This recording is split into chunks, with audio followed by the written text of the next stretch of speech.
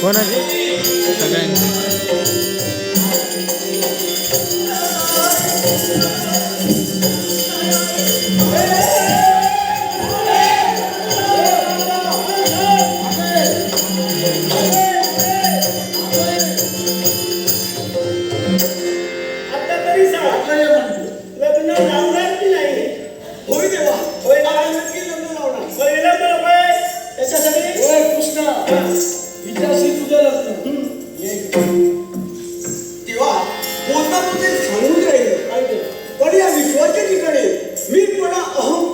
कुणी करू नका. शाबास. गर्वाचं घर नेहमी खाली दया क्षमा शांतीची देवाची वस्ती. दया प्रेमानं वागा, प्रत्येकाची सौजन्यानं वागा. तुमचं आयुष्य सुख शांती लाभेल. मग असं असेल तर यावेळी नांदा हे आधार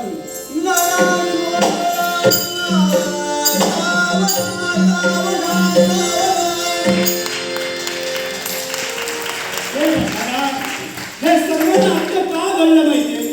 या द्वारकेच्या ठिकाणी मीपणा सर्वांना जळला होता आणि तो मीपणा घालवण्यासाठी आणि सातव्या अवतारात जामवंताला वचन परिपूर्ण करण्यासाठी हे सर्व नाट्य या देवकी कृष्णाने घडवले. म्हणून सर्वांना या देवकी नंदनाचा मंगलमय आशीर्वाद. आणि आई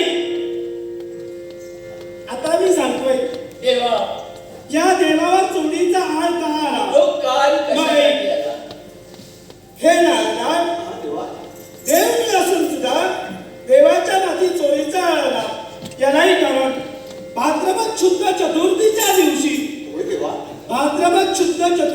दिवशी चंद्राचं प्रतिबिंब गायीच्या उमललेल्या पावलाच्या खुणात पर्जन्यवृष्टी होत होती आणि त्याच्यात पर्जन्याचं पाणी साचलं होतं. माळरानावर हा कृष्ण गुरावास्त्र चरण्यासाठी घेऊन गेला होता. येण्यासाठी विलंब झाला. येते वेळी या कृष्णाची नजर त्या गायीच्या प्रतिबिंब पाण्यात गेली आणि त्या पाण्यात कृष्णाचं प्रतिबिंब मी पाहिलं. देवा, त्या चंद्राचं प्रतिबिंब तू गुराच्या खुरात पाहिलं. पण त्या प्रतिबिंबाचा आणि चोरीचा काय संबंध?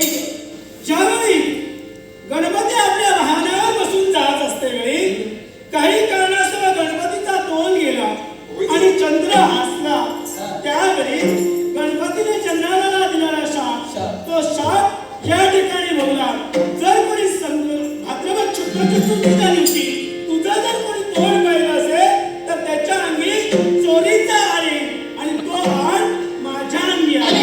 चंद्राचं प्रतिबिंब पाहिल्याचा देवा तुझ्यावर चोरीचा आळ आला. म्हणून याच्या पुढे भाद्रपद शुद्ध चतुर्थीच्या दिवशी चंद्राचं प्रतिबिंब कुठच्याही गायीच्या खुणात कोणीही पाहू नये.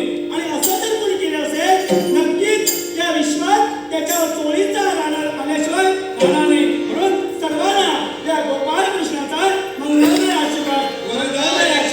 गणेश